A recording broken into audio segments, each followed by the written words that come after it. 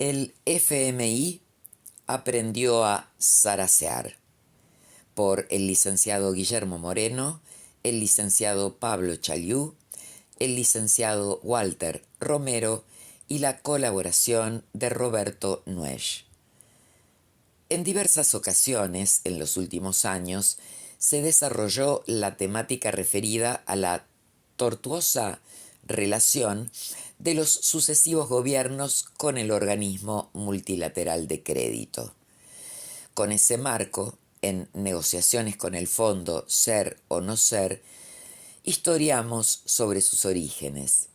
No viene mal recrearlos para una cabal comprensión del proceso. El Fondo Monetario Internacional fue diseñado en julio de 1944 durante la conferencia internacional celebrada en Bretton Woods, Estados Unidos, constituyéndose en una pieza central de la arquitectura económica global a la salida de la Segunda Gran Guerra.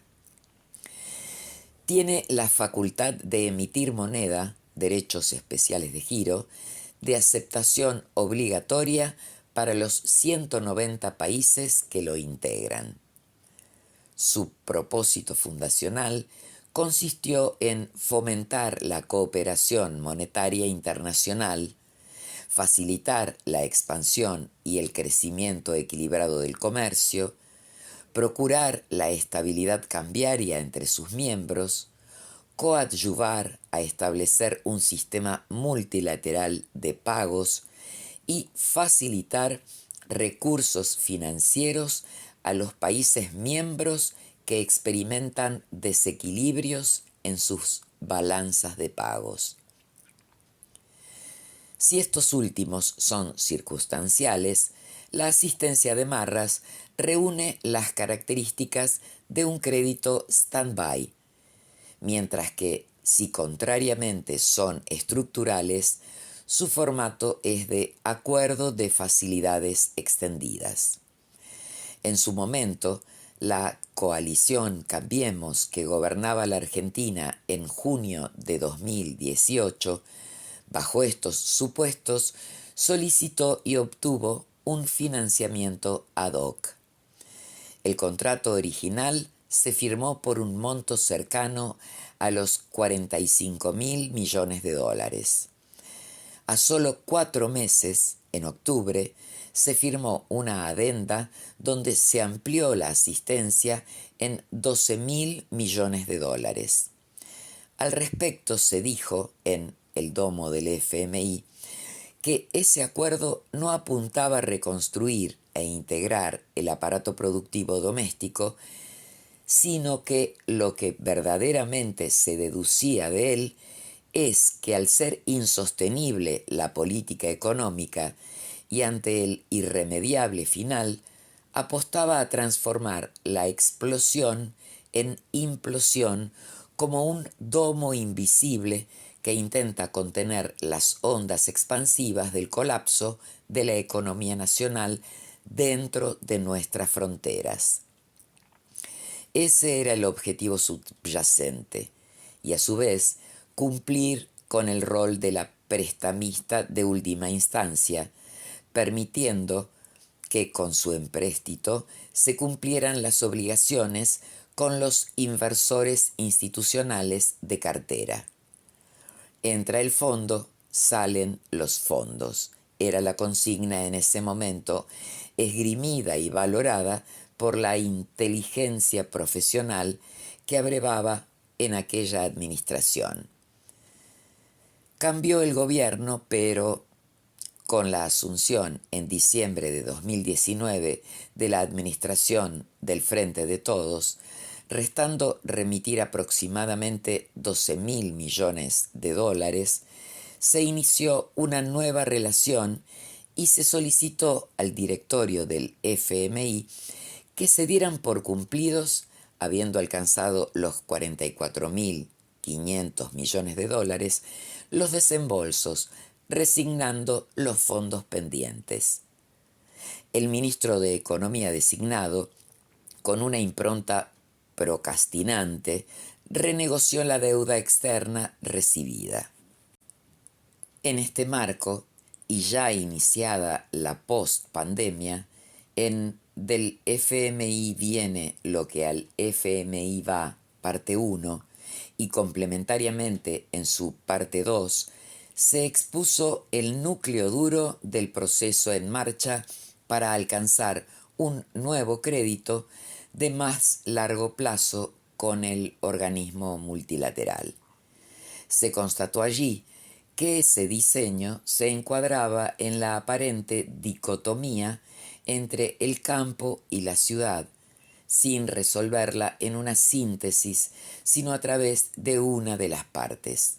Para demostrarlo, se recurrió al proceso histórico de gestación de la patria como tal, donde ya en aquel momento encontrábamos el modelo agropecuario exportador, por un lado, aupado en la decisión estratégica del Imperio Británico de disminuir agresivamente, siglo XIX, en su mercado el precio de los alimentos al importarlos de terceros países, y de sesgo industrial, por el otro, que estimulaba la actividad manufacturera al protegerla de la competencia extranjera, incentivando la sustitución de bienes importados.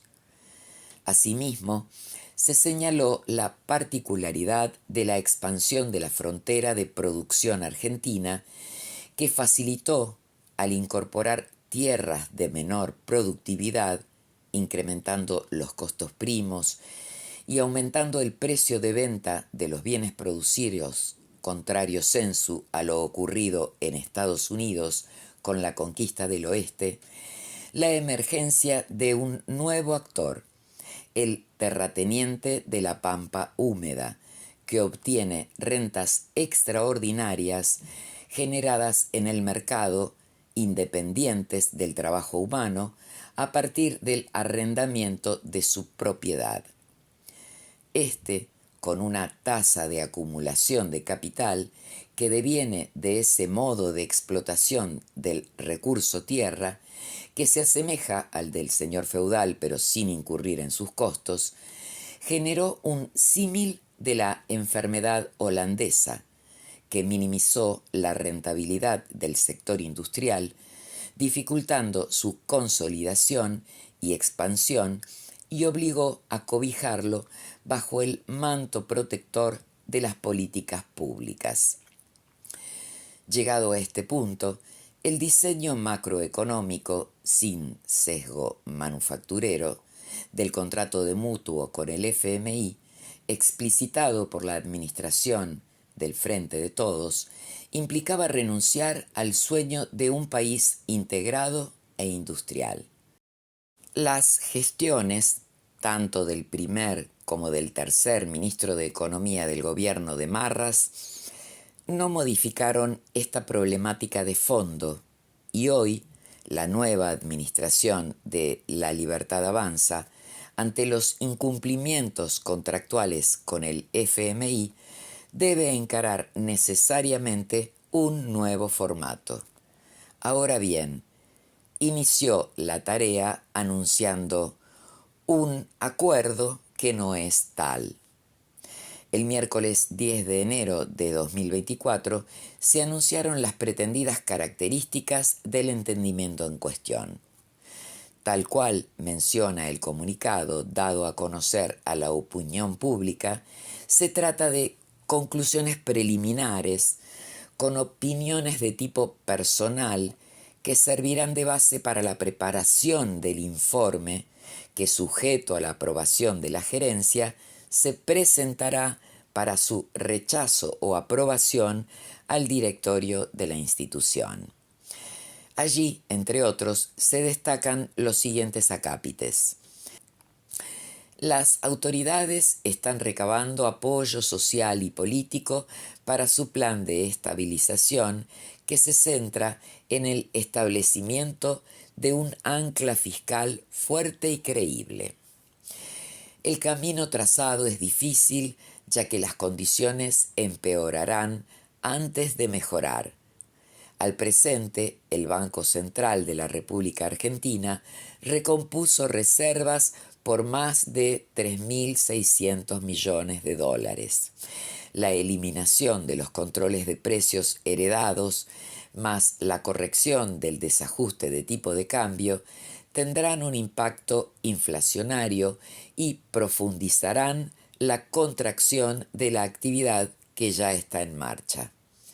A pesar de ello, se plantea lograr un superávit fiscal primario de 2% del PBI, mediante una combinación de medidas de ingresos, aumento de impuestos y baja de gastos. En términos sociales, aumentaron el valor de la prestación de la asignación universal por hijo y los cupones alimenticios. Pretenden eliminar las mediaciones en la asignación de los planes sociales, como también, en la medida de lo posible, indexarán las pensiones y jubilaciones de la población pasiva. Sobre la política cambiaria y de acumulación de reservas, se señalan generalidades, aunque se explicita una meta de acumulación de activos líquidos externos para el 2024 de 7.300 millones de dólares. En derredor de la política monetaria se hace hincapié en apoyar la demanda de dinero, de desinflación y esforzarse por mejorar el balance del Banco Central de la República Argentina. Finalmente, luego de algunas expresiones de deseo y los saludos de rigor, se da por concluida la misión. Naturalmente, al margen de considerar lo ut supra señalado como meras opiniones de los autores, resulta evidente que el informe a elevar a la gerencia y posteriormente al directorio del FMI deberá contar con precisiones que faciliten su firma, que si estuvieran consensuadas hubieran sido explicitadas. Sin dudas, la posibilidad de que el Fondo Monetario Internacional acepte tasas de interés reales negativas, como las actuales en el sistema financiero ampliado argentino, violenta la doctrina consuetudinaria de la institución, previéndose entonces que hasta que ello sea resuelto, será difícil que los directores estampen su firma. La forma de los contratos de mutuo del organismo contemplan metas y objetivos precisos por periodo de tiempo, sujetos a revisión para su fiel cumplimiento por parte del acreedor. Como se puede observar en el comunicado 5/24, Oficina de Prensa del FMI, nada de ello está contemplado. Parecería ser más de aquello de escribamos algo que deje a todos conforme sin decir nada sustantivo. De allí la amañada conferencia de prensa de las autoridades del Ministerio de Economía y Banco Central de la República Argentina, con preguntas pautadas y respuestas de estilo como hizo popular el ex ministro Guzmán, la zaraza cunde por doquier. Es obvio que una economía que profundiza la recesión heredada y camina hacia la depresión no conseguirá el equilibrio fiscal. También lo es que deteriorar el ahorro de las familias y empresas a través de tasas de interés reales negativas no solo empobrece a las personas físicas y jurídicas, sino que debilita al extremo al sistema financiero. No hay sector privado vigoroso sin capacidad de ahorro e inversión.